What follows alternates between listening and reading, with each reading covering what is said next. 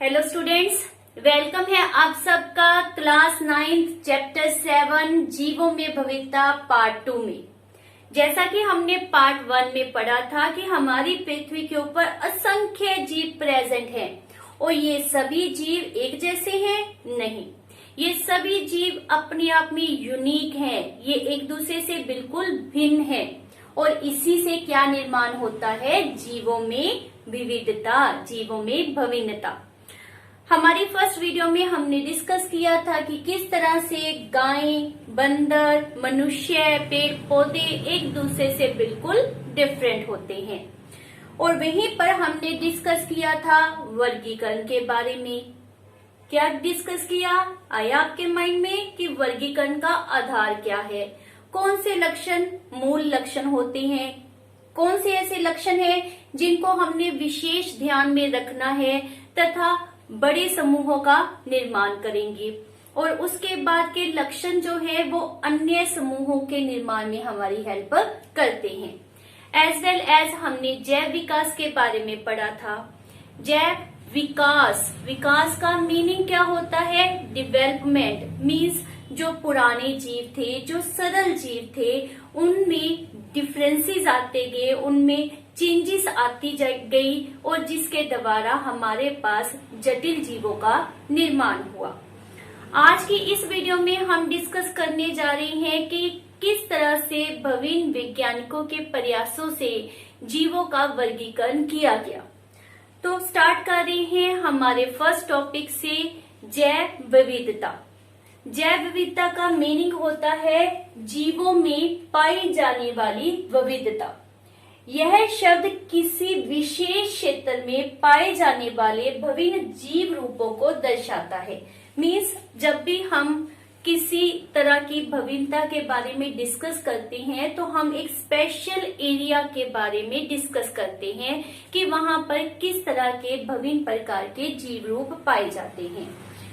No doubt ये सभी जीव एक दूसरे को प्रभावित करते हैं अपनी एक्टिविटीज के थ्रू। ये सभी जीव एक ही तरह के पर्यावरण में प्रेजेंट होते हैं, तो इन सभी के द्वारा एक स्थायी समुदाय का निर्माण होता है और इस स्थायी समुदाय को सबसे अधिक चेंज कौन करता है, मनुष्य मीन्स हम लोग। नो डाउट बहुत से डिफरेंट फैक्टर हैं, जैसे भूमि क्या है, किस तरह की मिट्टी वहां पर प्रेजेंट है, क्या जलवायु है, किस तरह की जल वहां पर प्रेजेंट है, ये बहुत से फैक्टर हैं जो वहां पर प्रेजेंट प्रजातियों में बदलाव लाने में हेल्प करते हैं। आपको हैरानी होगी कि हमारी पृथ्वी के ऊपर लगभग 1 करोड़ प्रजातियां पाई जाती हैं, मीन्स सजीव 1 करोड़ लगभग पाए जाते हैं और हमें सिर्फ कितने जीवों की नॉलेज है, सिर्फ 10 लाख या फिर ज्यादा से ज्यादा 20 लाख, मीन्स लगभग 80 लाख प्रजातियों के बारे में हमें पूरी जानकारी भी नहीं है। तो समझ सकते हैं कि कितने डिफरेंट टाइप के जीव हमारे आसपास प्रेजेंट होते हैं। सबसे अधिक जो डाइवर्सिटी पाई जाती है, जो विविधता पाई जाती है, वो पाई जाती है कर्क रेखा तथा मकर रेखा के बीच। कर्क रेखा मकर रेखा समझ आ रही है भूगोल में, मीन्स आपकी जो सोशल स्टडी होती है या सोशल साइंस कह देते हैं, वहां पर भूगोल में आपने मैप में रेखाएं जाती हुई देखी होंगी। मैं उन्हीं रेखाओं की बात कर रही हूँ, कर्क रेखा तथा मकर रेखा। तो वो जो एरिया है कर्क रेखा तथा मकर रेखा के बीच, वहां पर बहुत अधिक गर्मी है, बिकॉज सन की रेस सीधी वहां पर पड़ रही होती है। एज वेल एज वहां पर नमी भी बहुत अधिक है, जिसके कारण वहां पर बहुत तरह की प्रजातियां बेटा पाई जाती हैं, असंख्य तरह की प्रजातियां वहां पर प्रेजेंट होती हैं। इसी कारण उस क्षेत्र को हम नाम क्या देते हैं, मेगा डाइवर्सिटी क्षेत्र। ये आपसे 1 मार्क्स में पूछा जा सकता है कि कौन सा ऐसा क्षेत्र है जिसे हम मेगा डाइवर्सिटी क्षेत्र का नाम देते हैं। इसके अलावा ये ऐसा नहीं है कि सभी देशों में ही डिफरेंट तरह की प्रजातियां प्रेजेंट होती हैं। लगभग इसका हाफ मीन्स 50 लाख जो प्रजातियां हैं वो कुछ एक देशों तक ही सीमित है। जैसे हमारे भारत में चीन, इंडोनेशिया, ब्राजील, मेक्सिको, यहाँ पर बहुत अधिक तरह की जीव रूप पाए जाते हैं, बहुत अधिक विभिन्नता पाई जाती है। मतलब कुछ देश है जहाँ पर विभिन्नताएं बहुत अधिक है और कुछ देशों में जीवों की विभिन्नताएं बहुत कम होती हैं। तो ये तो था कि किस तरह से जैव अलग अलग विभिन्न तरह की स्पेशलिटीज को रिप्रेजेंट करते हैं, कहाँ पर अधिक मात्रा में आपको विभिन्नताएं देखने को मिलती हैं, कहाँ पर कम विभिन्नताएं मिलती हैं। लेकिन हमने मेन इस चैप्टर में क्या डिस्कस करना है कि किस तरह से इन विभिन्न रूपों को हम याद करेंगे, और उसके लिए हमने पहली वीडियो में ही डिस्कस किया था। हमारे पास मेन पॉइंट ऑफ व्यू क्या होता है, जीवों का वर्गीकरण। वर्गीकरण या क्लासिफिकेशन बहुत ही आसान टर्म होती है। जब हम इसको साइंस के लेवल के ऊपर देखते हैं तो हमें लगता है यह बिल्कुल न्यू हमारे पास कंसेप्ट है, परंतु ऐसा नहीं है। लेट आप अपने स्कूल बैग की बात करते हो, तो मैं बात कर रही हूँ स्कूल बैग की। जब हम बैग को ओपन करते हैं तो हमें उसके अंदर क्या नजर आता है? ऑब्वियस है, कुछ किताबें नजर आएंगी, उनकी रूप रेखा रचना आपको पता है थोड़ी सी या बहुत लेवल पर डिफरेंट होगी फ्रॉम द कॉपीज। जैसे इसमें ऑलरेडी प्रिंटेड मटेरियल होगा, देखने पर ही हमें पता चल जाएगा, और ये हमारे पास हैंड रिटन होगी या फिर बिल्कुल खाली होंगी, है ना। जो किताबें हैं अगर हम उनकी फर्दर वर्गीकरण करेंगे तो हम कहेंगे कि उसमें डिफरेंट टाइप्स बुक्स हैं। लेट उसमें साइंस की बुक है, सामाजिक शिक्षा की बुक है, और हिंदी, इंग्लिश। तो इस तरह से हमारे पास डिफरेंट क्लासिफिकेशन हो जाएगी। उसी प्रकार से हमारे पास कॉपीज में भी वर्गीकरण हो सकता है कि यह हमारी रफ कॉपी है, यह हमारी फेयर कॉपी है। फर्दर फेयर कॉपीज में हमारे पास वर्गीकरण हो जाएगा कि यह एसएस की है, यह साइंस की है, यह हिंदी की है, इंग्लिश की है। तो उनका डिफरेंट लेवल के ऊपर वर्गीकरण हो जाएगा। तो यह तो सिंपल हमारे पास मेथड है जो हम अपनी डेली लाइफ में भी यूज करते हैं। इसी तरह से जैसे अभी हमने बैग में वर्गीकरण किया है, उसी तरह से किसी विशेष क्षेत्र में जो जीव जंतु पाए जाते हैं, जो पेड़ पौधे पाए जाते हैं, उन सब का वर्गीकरण किया गया बाय द डिफरेंट साइंटिस्ट। तो किस तरह से उन्होंने वर्गीकरण किया उसको अब हम स्टडी करते हैं। वर्गीकरण में सबसे पहले योगदान दिया गया by the scientist Carolus Linnaeus के द्वारा, जिसे हम फादर ऑफ टैक्सोनॉमी के नाम से भी जानते हैं।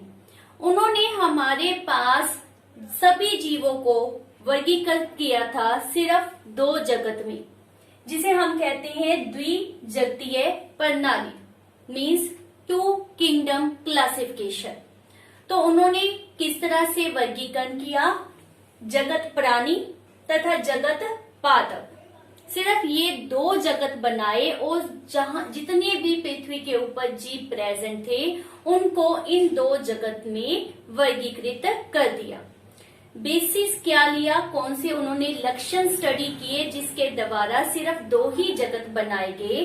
तो उन्होंने हमारे पास सबसे पहले जगत प्राणी में वो सभी जीव लिए जो एक स्थान से दूसरे स्थान तक चल सकते थे, जो अपने भोजन का निर्माण अपने आप नहीं कर सकते थे, जिन जीवों में कोशिका भित्ति प्रेजेंट नहीं थी, उन सभी को भी जगत प्राणी में रखा गया। जबकि पादप जगत में वो सभी प्राणी प्रेजेंट थे जिनमें कोशिका भित्ति होती है, जिनमें क्लोरोफिल नामक पिगमेंट या वर्णक पाया गया, जिसके कारण वे अपना भोजन आप बना सकते थे। और वे भी जीव इसी जगत में आते हैं जो एक स्थान से दूसरे स्थान तक मूव नहीं कर सकते थे, मतलब वो अपनी जगह पर स्थिर पाएंगे। तो इन लक्षणों के बेसिस के ऊपर कैरोलस लिनियस के द्वारा द्विजगतीय प्रणाली का निर्माण किया गया। लेकिन फर्दर एंड फर्दर आपको पता है जैसे जैसे डिस्कवरीज होती जाती हैं हमारे पास बहुत से नए जीवों की खोज हुई।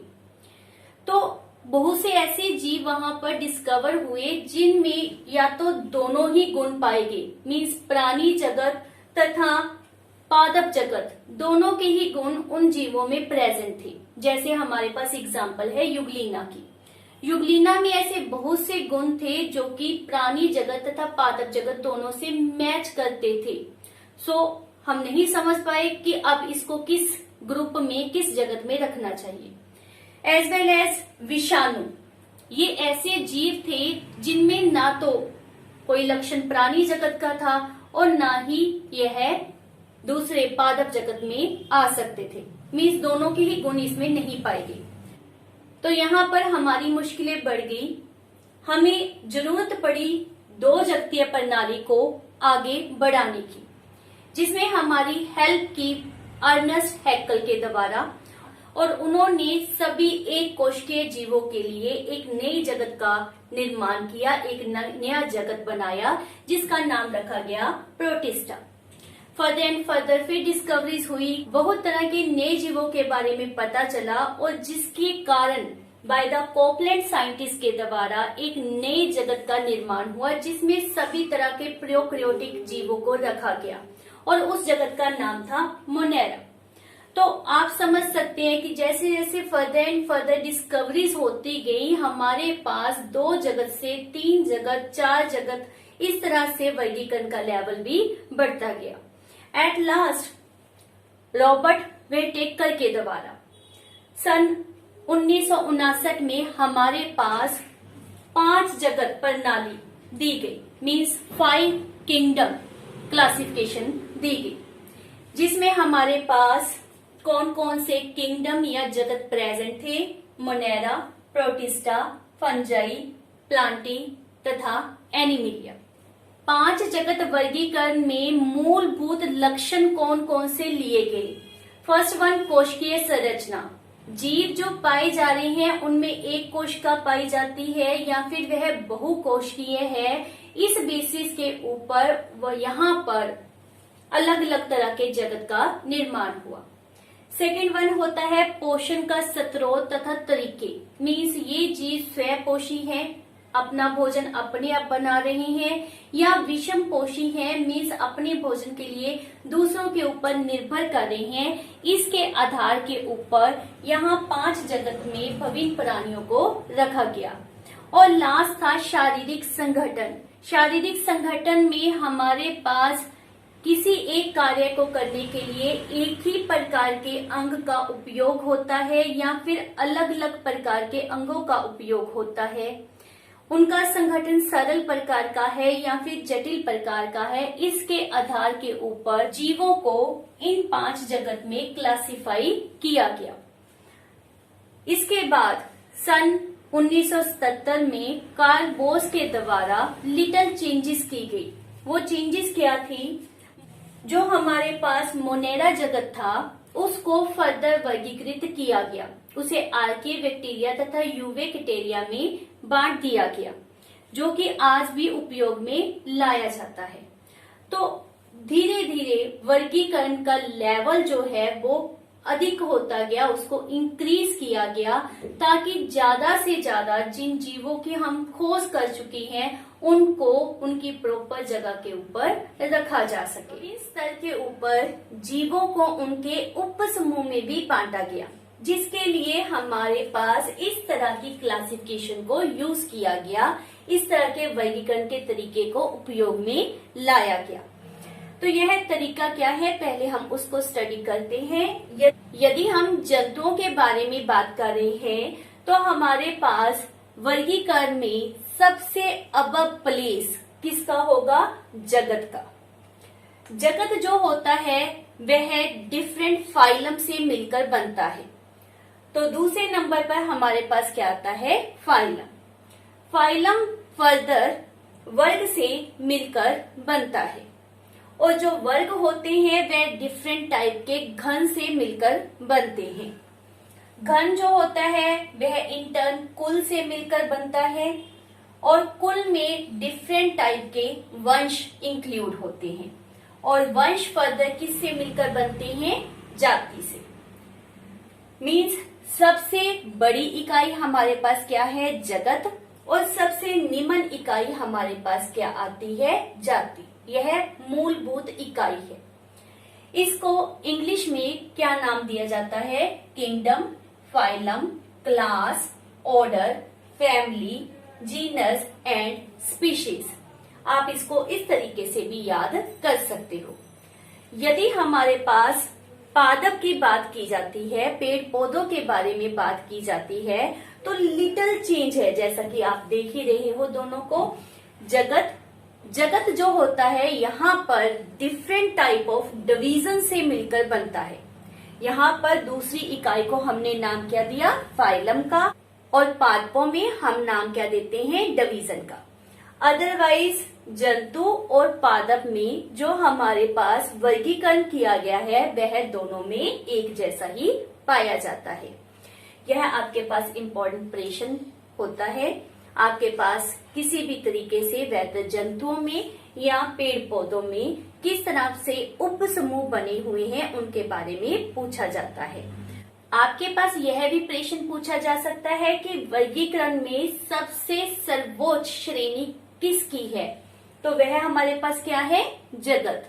और सबसे निम्न श्रेणी या फिर आधारभूत श्रेणी किसे लिया गया है? तो वह हमारे पास क्या होता है? जाति। तो कहने का भाव क्या है कि जो जाति होती है उसमें सभी जीव बाहरी रूप से अप्रोक्सीमेट एक जैसे होते हैं, उनमें काफी समानता होती है, वे जनन भी कर सकते हैं।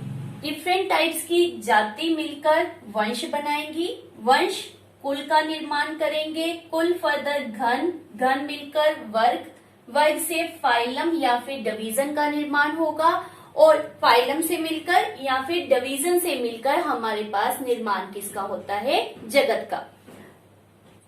तो वर्गीकरण की इन विभिन्न श्रेणियों को आपने अच्छी तरह से लर्न करना है। तो रॉबर्ट बी टेकर के द्वारा दिए गए 5 किंगडम क्लासिफिकेशन या कह सकते हैं 5 जगत वर्गीकरण को हम इजीली इस फ्लो चार्ट के द्वारा याद रख सकते हैं। इसे याद रखने के लिए हमने पहले माइंड में रखने हैं वही मेन 3 पॉइंट जिसके बेसिस के ऊपर यहाँ पर वर्गीकरण किया गया। पहला है हमारे पास कोशिकीय संरचना, दूसरा पोषण के स्रोत तथा तरीके और थर्ड वन शारीरिक संगठन। इन तीनों के बेसिस के ऊपर हमारे पास जीवों को इस तरह से वर्गीकृत किया गया। तो सबसे पहले स्टार्ट कर रहे हैं जीवधारियों को प्रोक्रियोटी तथा यूक्रियोटी में बांटा गया। किस लिए? क्योंकि इनमें क्या मेजर डिफरेंस था? केंद्रक का। इनमें प्रारंभिक केंद्रक पाया गया और इनमें बाद में जो केंद्रक आए हैं, डेवलप हुए हैं, वह पाया गया। कहने का मीनिंग क्या है कि यहाँ पर जो केंद्रक होता है उसके अराउंड झिल्ली प्रेजेंट नहीं होती। बहुत से कोशिकांग भी झिल्ली के बिना ही होते हैं। तो यहाँ पर केंद्रक एज वेल एज कोशिकांग उनके अराउंड झिल्ली नहीं होगी, जबकि यूकरियोटिक में केंद्रक तथा कोशिकांग झिल्ली से घिरे हुए होते हैं। तो जहां पर प्रोक्रियोटी होते हैं मीन्स जहां पर झिल्ली रहित केंद्रक या कोशिकांग होता है, उसमें हमारे पास कौन सा जगत आ जाता है? मोनेड, फर्स्ट जगत जो हमारे पास रॉबर्ट व्हिटेकर के द्वारा दिया गया था। यूकरियोटिक, अब यहाँ पर केंद्रक तो है ना। अब उसको फर्दर हमने 2 कैटेगरीज में डिवाइड कर दिया। किस बेसिस के ऊपर कि उसमें एक कोशिका है या एक से अधिक है। यदि उनमें एक कोशिका पाई गई तो उसे हम नाम क्या दे रहे हैं? एक कोशिकीय जीव। और यदि उनमें एक से अधिक कोशिका पाई जाती है, जहां पर हर एक कोशिका का अपना एक विशिष्ट कार्य होता है, वहां पर श्रम विभाजन होता है, तो वहां नाम क्या जाता है हमारे पास? बहुकोशिक जीव। यदि वो यूकरियोटिक है एज वेल एज एक कोशिक है तो उसे हम नाम क्या देते हैं? प्रोटिस्टा। यह हमारा दूसरा जगत बन जाता है। यदि वह बहुकोशिक है तो फर्दर हम चेक क्या करते हैं उसमें कि उसमें कोशिका भित्ति प्रेजेंट है या फिर कोशिका भित्ति एब्सेंट है।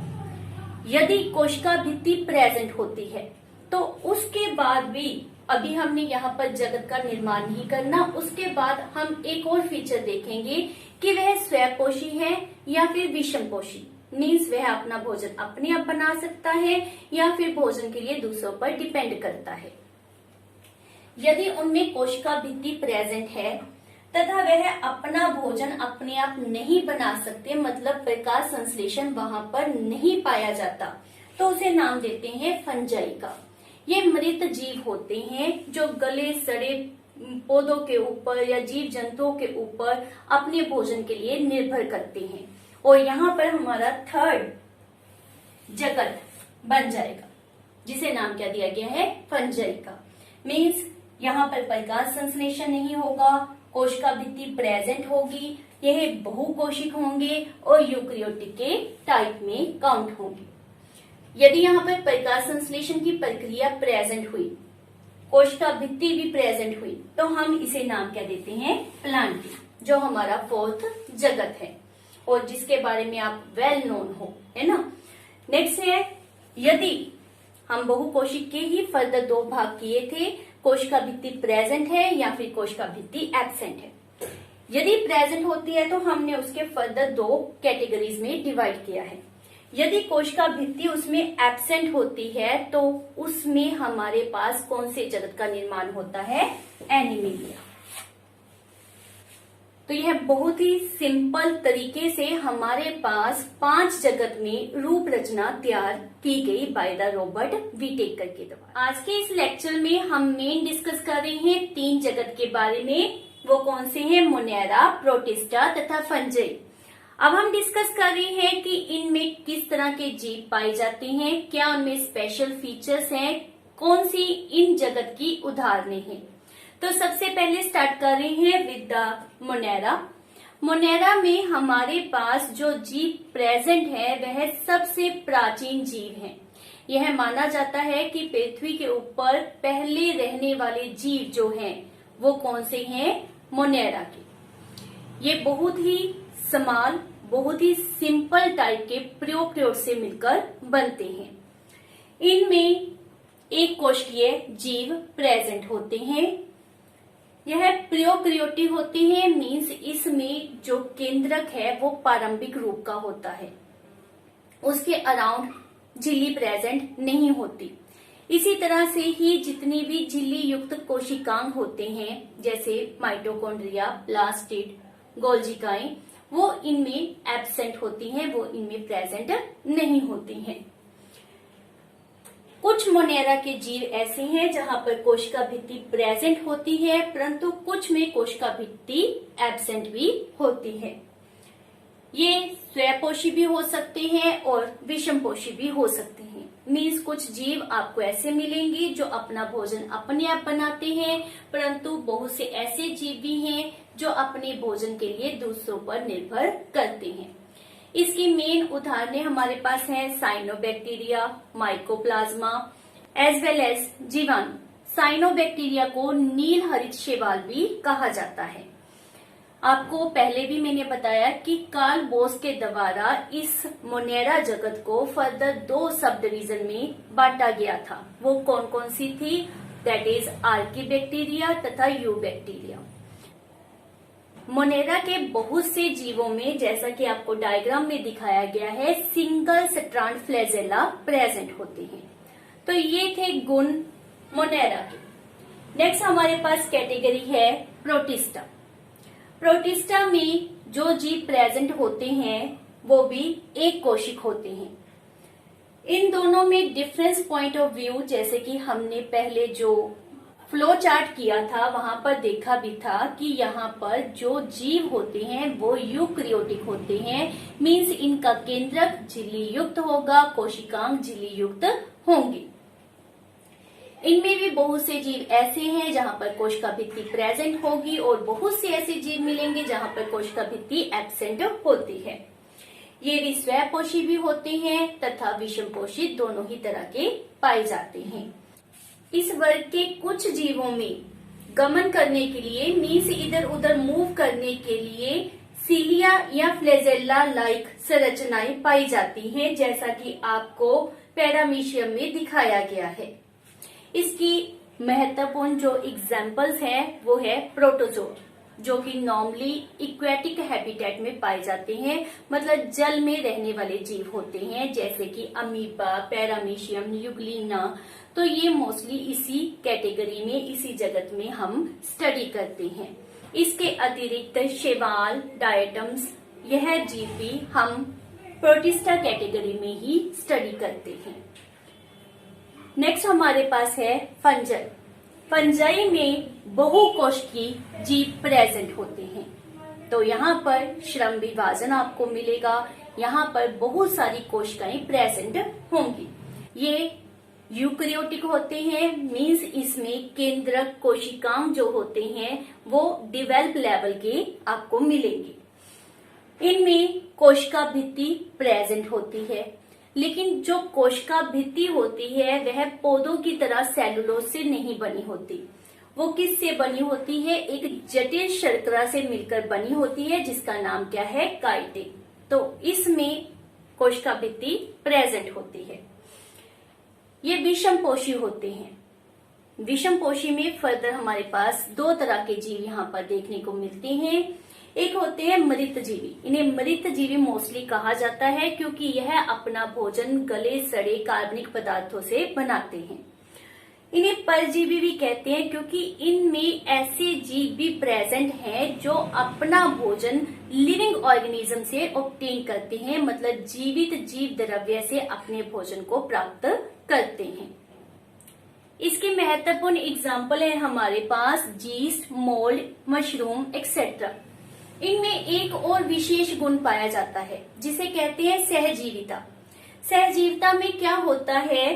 फंजाई या फिर कवक, नील हरित शैवाल जो मोनेरा में हमने डिस्कस किया था, जिसे साइनोबैक्टीरिया कहते हैं, उसके साथ अंतर संबंध स्थापित करती है। मीनिंग क्या है कि ये दोनों जीव अपनी जरूरतों के लिए एक दूसरे के ऊपर निर्भर करते हैं। जैसा कि हमने पढ़ा था कि नील हरित शैवाल अपना भोजन आप बनाते हैं, तो वे फंजाई को भोजन प्रोवाइड करते हैं, और जो फंजाई या कवक होते हैं वह नील हरित शैवाल को प्रोटेक्शन प्रोवाइड करते हैं, सुरक्षा प्रदान करते हैं। तो इस तरह से जो संबंध स्थापित होता है उसे हम क्या नाम देते हैं? सहजीविता। इसकी बेस्ट एग्जांपल हमारे पास होती हैं लाइकेंस। लाइकेंस जो होते हैं वह रंगीन धब्बों के रूप में होते हैं, जो कि नॉर्मली पेड़ों की छालों के ऊपर हमें दिखाई देते हैं। तो ये था हमारे पास मोनेरा, प्रोटिस्टा तथा फंजाई में पाए जाने वाले जीवों में क्या क्या विशेष गुण होते हैं। तो ये था हमारा आज का टॉपिक, बहुत ही इंटरेस्टिंग वन, जिसमें हमने क्या क्या सीखा है, वर्गीकरण किस तरह से करना है, कितने हमारे पास जगत प्रेजेंट है, उनमें उप समूह किस तरह से हमने बनाए हुए हैं, और इन तीनों जगत के बारे में आपने डिटेल में स्टडी की, और यह बहुत ही इंटरेस्टिंग था। इसी तरह से हम फर्दर एंड फर्दर इस टॉपिक को कंटिन्यू रखेंगे। Thank you for watching my video.